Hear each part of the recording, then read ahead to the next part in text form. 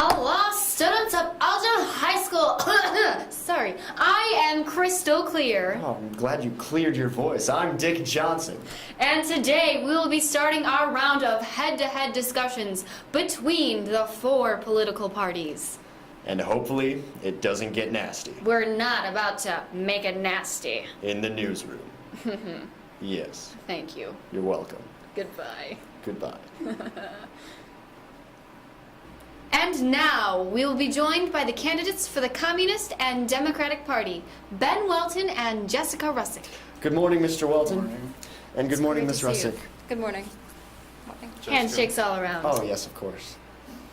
Okay, today we want to have a head-to-head discussion, and we want to know what makes you feel that your party is stronger than the other party, and how are you going to get your ideas to the general public, and what is particularly attractive about your political platform? I guess I'll start. I think communism is different from a Democrat because first the whole point of communism is to create jobs, and that starts by economic reform, job reform, education reform, and that's all going to start with education.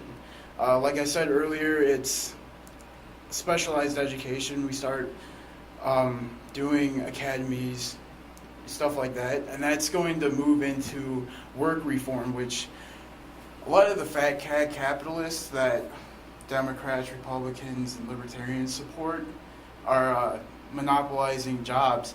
They decide whether or not somebody gets hired, and that's what's causing people the huge unemployment gap.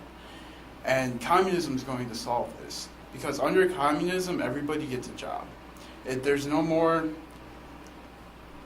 like supporting these 1%ers. It's going to boost the 99% up to where they've been working hard for so long. Okay, thank you. Ms. Russick, how do you feel about these specialized academies and training? Well, the Democratic Party believes that all students should have a strong foundation in education, just across the board. We don't believe in academies that favor elite students, and we also don't believe in essentially forcing children as young as 14 to, kind of choose the path that they want to take for the rest of their lives. Yeah, that was kind of my issue with that whole idea was, is it too early for kids at the age of 14 to start specializing? No, because I think when people think of specializing, they assume you're stuck there for life. That is not the case. Socialized education is free education. It's for everybody. Now, these academies, you're gonna choose something. If you think you like engineering, you're gonna go to engineering academy. But you can always change. There's no you're stuck here for life. That's just not the case. So let's say you go through half of the engineering academy and then you decide you want to be a philosopher. Do you have to restart with the philosopher? Yeah, you have to make a foundation somewhere, right? So Okay. You can't just skip ahead. You need to lay the foundations, and that's why we're still keeping kindergarten through 8th grade education. And that's not to say that the education we get here is not still available. You can still get your general education. Elgin High School is not going to cease to exist. Streamwood is still going to exist. It's just there's going to be more academies available to people. Okay. They have the choice of going to an academy. They're not forced to. Okay. All right. It's all about just getting them into the job force. And this is free education, correct? Free education. Yep. Okay. Okay, another thing, you mentioned a lot about green technology and investing in it, and it's very important to your party. We want to know, where are you going to get the money for this? Because you also mentioned tax breaks and then investing and investing and investing. It's We a want lot to of know, spending and tax breaks, and we're just curious. how do you plan to get all this money? Well, in addition to tax breaks to, say, small businesses, we also would like to ask wealthier citizens to pay their fair share. So we are planning to use that money to, in part, fund such things as green technology and things of that sort. Okay. I think communism helps here because land that's being used for golf courses and stuff like that is now going to be public property. It's going to be part of the government.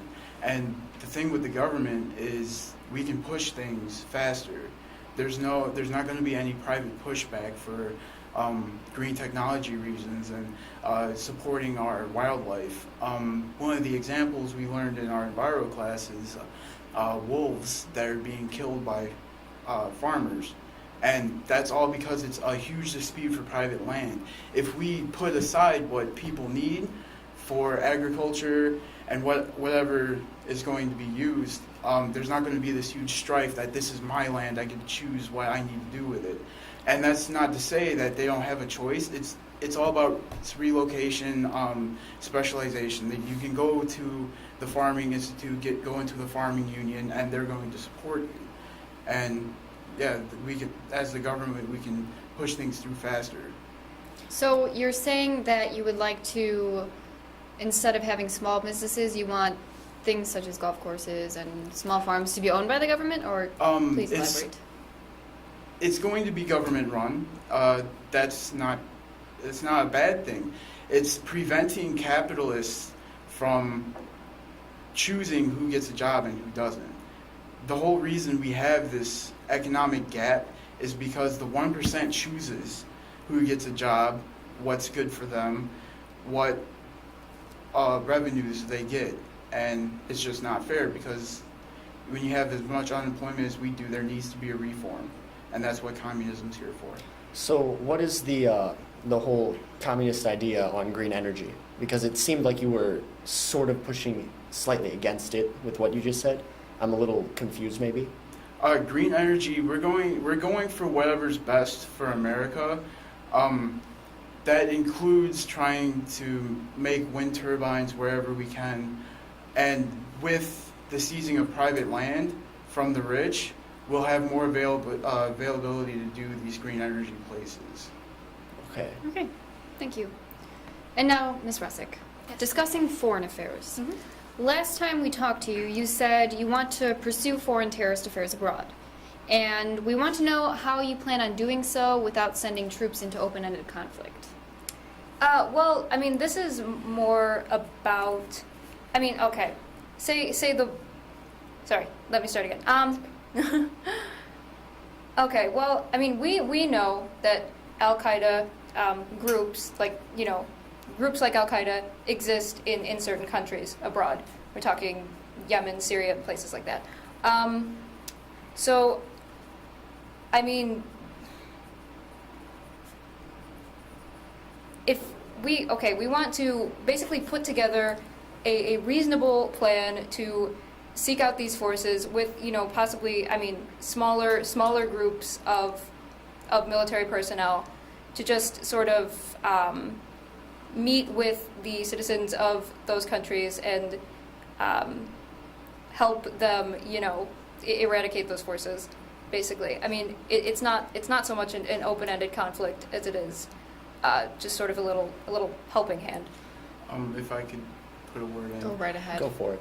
The reason why these terrorist groups are so huge on the U.S. is because of all of our involvement. And that is something that we need to stop doing. So communism is all about bringing jobs back to America, stop outsourcing, and stay out of military conflicts. So I'm completely different on that front. Going after these terrorist sects only creates more terrorist sects. So obviously that needs to stop, right? I have a theoretical question. Say we have a situation along the lines of 9/11. Would you pursue those responsible for that, or would you keep your defenses? It's all really situational, isn't it? It's all about, you know, yes, communism supports a beefed up military, but it's more of a, you know, walking with a big stick, Teddy Roosevelt type of stuff, you know? So whether or not we go after somebody like that, it's all situational. I mean, if you were to ask me right now what we do 10 years in the future about war, you can't really say anything. Okay. Thank you. And we are in a time of very high national debt. Yes. It's one of the biggest problems we are facing in America. And contrary to popular belief made by pop songs, it is all about the money, money, money. Oh, yes. So, we want to know, how do you plan on, specifically for health care, how do you plan on getting money to make it more affordable for all citizens? Because I know both of you are interested in doing that. We'll start with you, Ms. Russick. Oh, all right. Well, like I said, we are all for closing the wealth gap, asking wealthy citizens to pay their fair share in taxes. And, that would be how we'd get some of the money to fund government, affordable health care. In addition, we are for allowing citizens to keep their private health care if they have it already. The Democratic Party is really for that freedom and that choice. All right. Communism is a socialist government, so that's going to involve socialist healthcare, which is free for everyone. It's different from Obamacare because we don't tax the working class for not doing something. It's just going to be available to everybody for whether they have a pre-existing disease or something like that. It's really no thing. The government's got your back. Okay. How do you feel about his comments that he just made about Obamacare? Do you believe those are true? Well, I believe that affordable care is it's a great thing. It's allowing people, to have that peace of mind that an unexpected illness or something of that nature won't disrupt their lives and mean bankruptcy. I do not think Obamacare is a bad thing. And you're talking about free healthcare, right, Mr. Wilton? Yeah. Okay. Again, I still have issues wondering where this money is coming from. Because you basically need to make it rain in order to pay for all these things that you are Yeah, thinking about. It's about job reform and taxing the rich. The rich are really what's going to back this. It's going to be really heavy taxation on the rich. It's to the point where we can take these upper echelon elitists, monopolizers, capitalists, and bring them back down to the middle class and bring that lower class up. You see how it creates an equilibrium? Yeah. Like a balance. Yeah, it's all about balance and equality. That's what economic equality is. So you're going to gradually kind of siphon money off of the rich people? Mhm. I recall you mentioned the seizure of lands. Yeah. So you're going to seize their lands and siphon the money of those who have more? Yeah, basically, it's going to be unfair for the rich. Well, not really unfair. They're doing what they need to do to bring poverty into the middle class. Like, we need to get rid of this whole fluctuating, creating poor and making more rich. If everybody's equal economically, we can all move forward at the same time and nobody's left behind. Okay. So you're not reimbursing them at all for this seizure of No. land? Nothing. Okay. Thank you.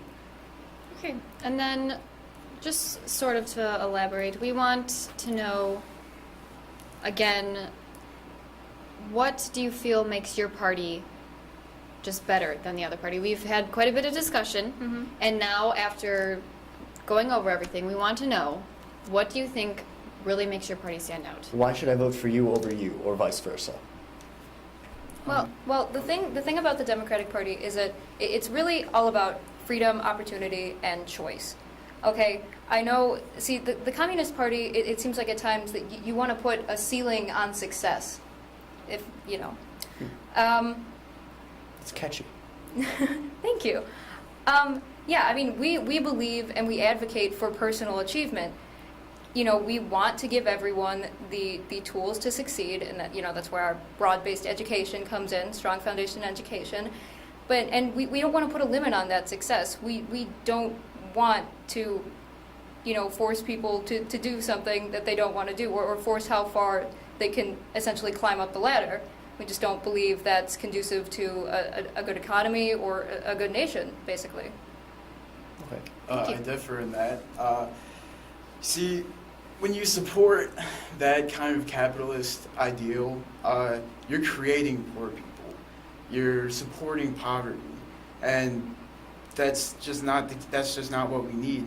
Communism creates jobs, which is what America needs. We stay out of foreign affairs, which is what America needs, and we bring the lower, what capitalists see as, you know, lesser people back to the world. Okay. Before we finish, I just want to hit on social equality. I know in the last interview we had, the Communist Party told me that they would legalize gay marriage federally. You're still standing with that? Yes, I do. All right. How does the Democratic Party think on this topic? I know you advocate for equality, but will you outright legalize gay marriage federally? Yes, I believe that is a great decision moving forward. Like I've said before, and like I believe, I mean, the government should be behind equality for all people, regardless of gender, sexual orientation, or any other factor. Okay. And the communists also said that they would increase gun regulations while they still would not ban weapons. Mhm. How do you feel about that? Well, the government is not out to take anybody's weapons from them. That's not what we're about. But we do feel that purchasing a gun, there should be regulations regarding the purchasing of a gun, who can purchase it, where, you know, things like that. Okay. All right. I don't have anything else. That brings us to the end of our discussion. Thank you so much for being here. Yes, Thank you. indeed. It was invigorating. Thanks for Thank you having again. us. Thank you, Mr. Welton. Ms. Russell. Thank you. Jessica, Mr. Walton, thank you. it's nice talking to you.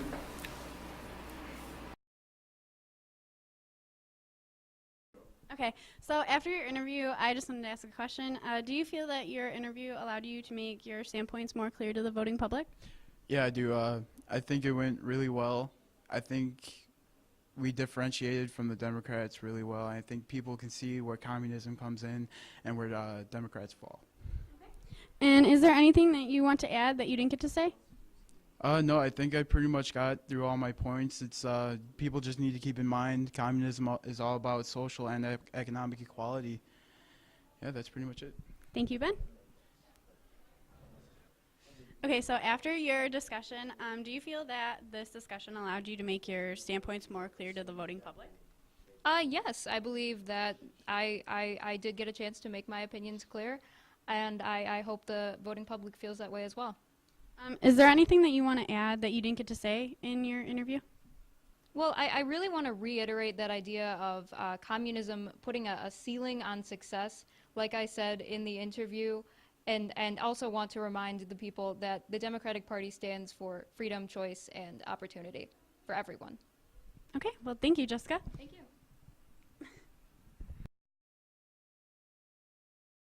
And now we will be starting round 2 of the head-to-head discussion with the presidential candidates, Jimmy Stearns and Matt Korinsky.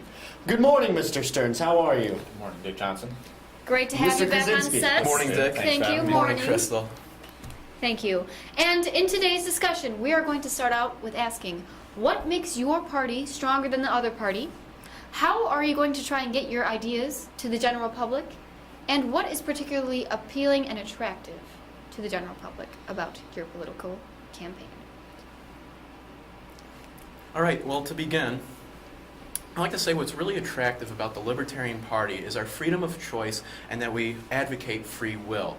We really just want every individual to feel like they're a part of America. You know, this was a country founded by the people, for the people. The government shouldn't be facing them with a sword in their hand. They should be protecting us with a shield in hand. Okay. And how do you feel that differs and makes it better than Mr. Stearns' party? Well, I know Mr. Stearns is in favor of surveillance programs, which I believe violate the Fourth Amendment that we hold in the Constitution. And the government's really watching us and keeping an eye on us when they should be keeping an eye on the world to protect us. Okay, thank you. Mr. Stearns. Well, similarly to Mr. Korinsky's party, we also want to give a lot of the power back to people, and that means giving the power to these states so that they have the rights to address the needs that their individual localities most desire. And I feel like we differ in that the libertarians, yes, they want to reduce government size in the name of giving power back to the people, but you can only give so much power back in individuality of the people. Their policies, they don't really address a lot of the needs that some people who may be in unfortunate situations need. And with cutting down government, there are less services to be given back to the people. All right, thank you. Interesting. All right, let's touch on the economy. Let's open up with Mr. Karinsky. We need a little more elaboration than just free and fair market. Okay, well, for example, a free and fair market would involve what I call a negative income tax. This idea is that the middle class does not see any income tax at all. Now, the higher class will receive a smaller progressive income tax, just enough so that they can, the tax can pay off the lower class people to make the difference in the wage difference that they might have, where they might be below the median income level. Interesting. Thank you.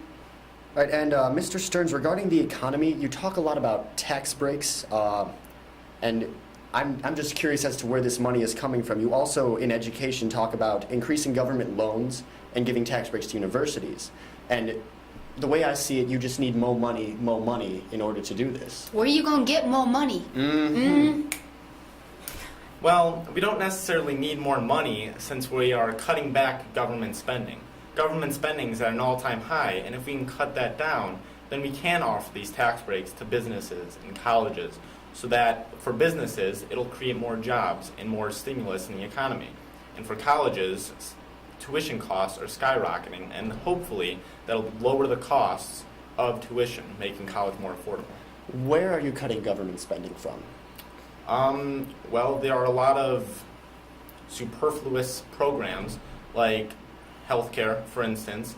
That is a program that, while not entirely, it's like certain programs, Medicaid, Medicare, they offer valuable services, but they are currently not run in the best manner. And if we can really cut those down a bit, and other programs like it, then we can save some money and also make those programs more efficient.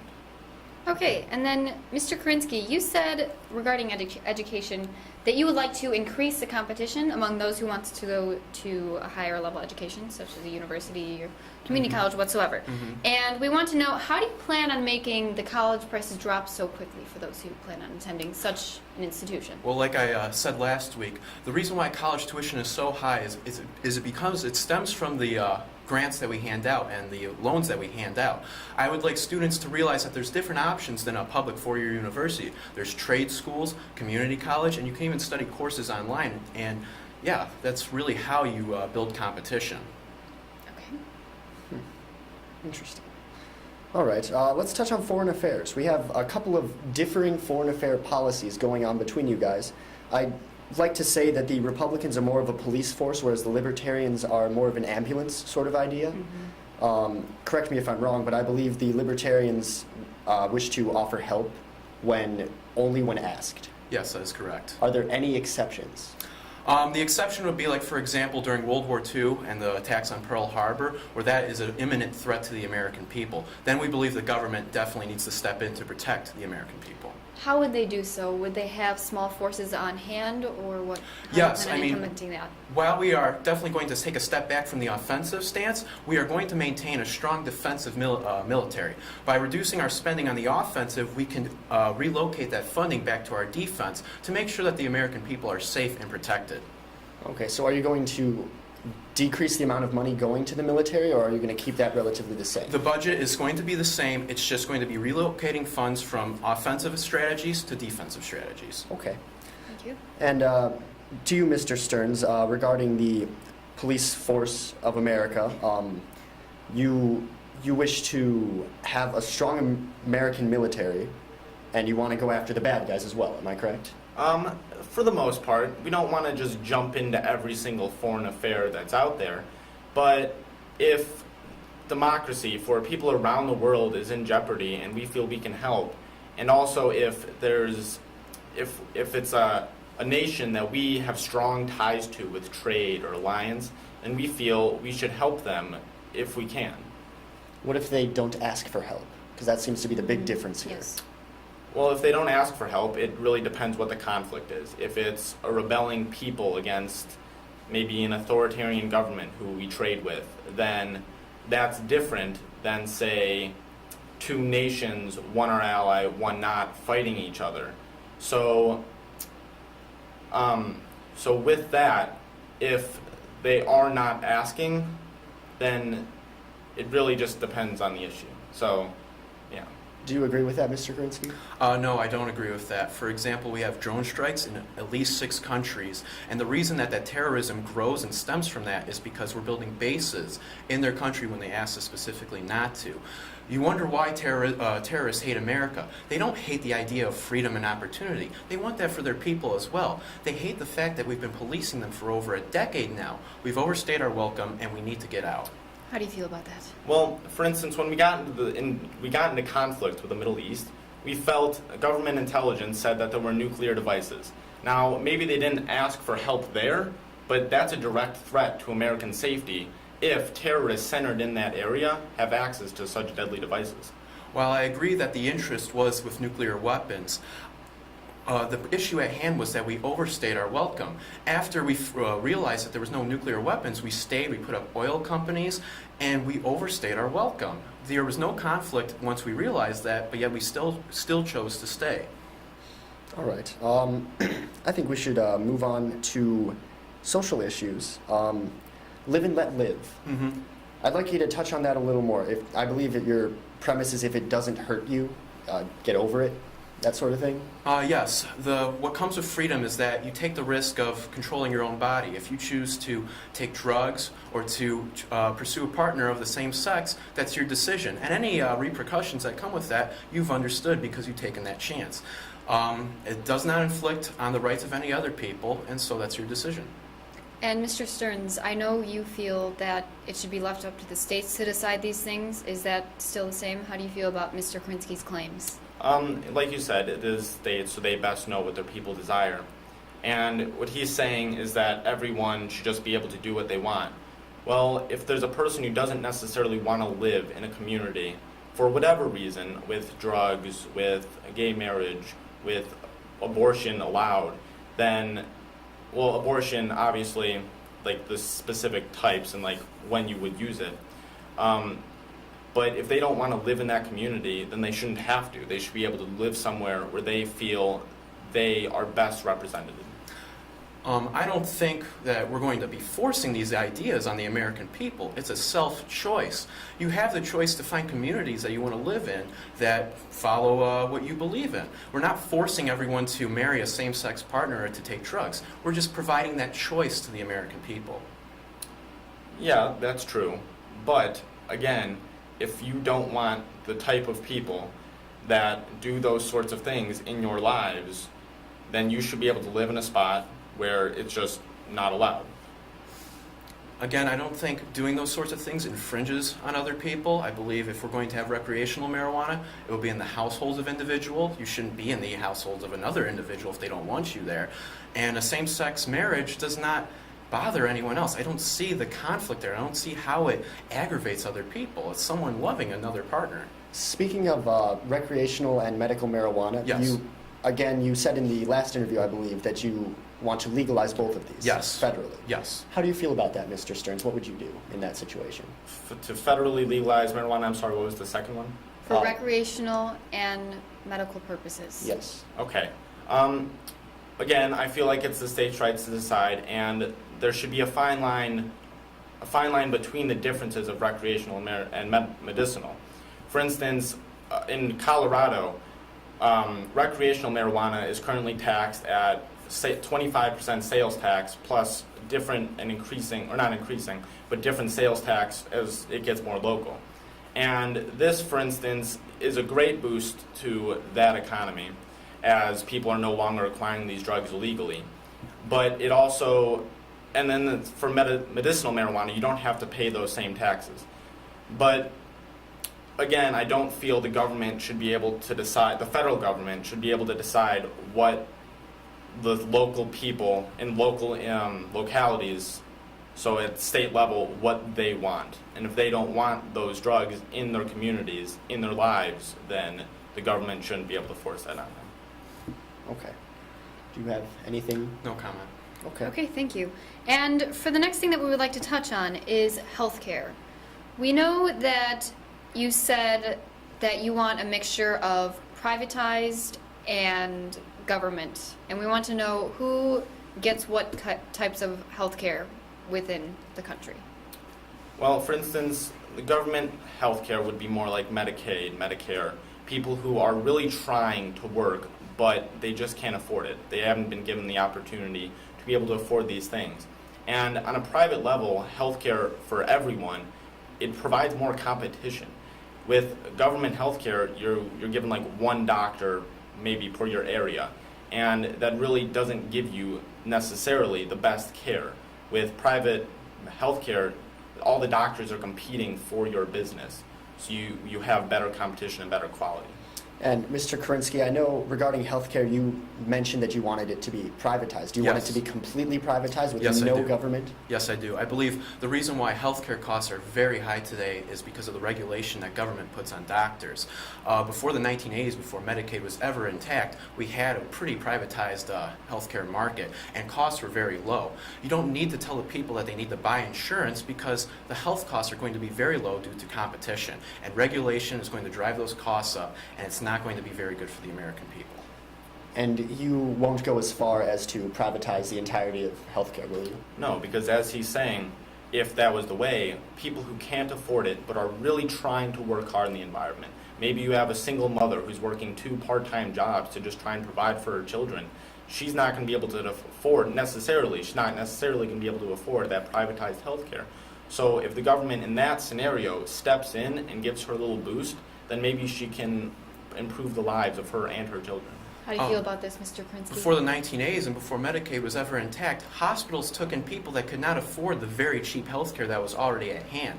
But what we're saying today is, if you can't afford to pay your taxes, you're going to be turned away from health care costs. While before, when it was privatized, hospitals still took a chance on people, even if they knew at first hand they would not be able to pay for their cheap costs. Okay. Well, I don't know the specifics behind the facts he's giving. I just feel like privatized healthcare in that scenario, sure, some hospitals might take a risk and provide the care that people need. It's not always a guaranteed thing, and they may turn people away. Okay. Do you have anything to say? With a privatized health care market, there's going to be, and with less regulations, there's going to be a lot more hospitals and doctors at hand, and I think people will not have any issues trying to find a cheap and effective doctor.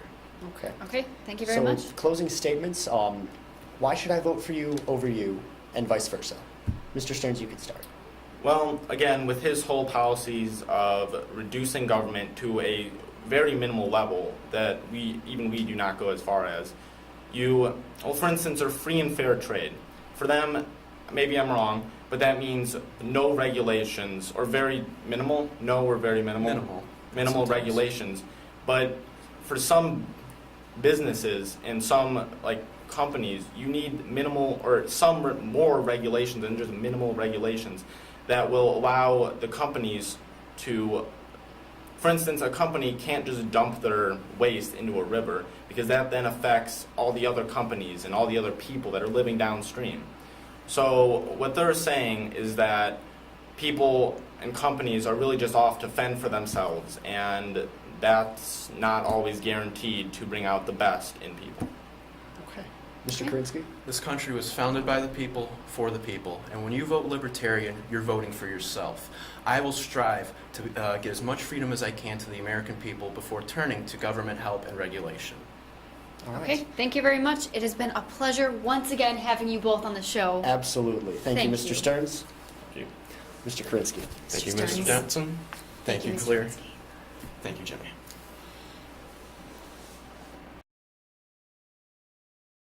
Okay, so after your interview, I just have a couple questions. Do you feel that the head-to-head interview allowed for you to make your standpoints more clear to the general public? I think so, because they got a different perspective instead of just me talking. They were able to hear me contrast my ideas with those of Mr. Karinsky, and it really just offers a different perspective where they can weigh the benefits of both. And is there anything else you want to say that you didn't get to say in your interview? No, I think I'm good. I just hope people keep an open mind and really consider my position. Thank you. Okay, so after your interview, I just have a couple questions. Do you feel that this interview allowed for you to make your points clear to the general public? Yes, I felt like I spent a lot of time expressing the ideas and beliefs of a libertarian party, and I felt it was very effective. Thank you. And is there anything you want to add that you didn't get to say in your interview? Not at the moment. I felt like I covered a lot of areas very clearly. Thank you.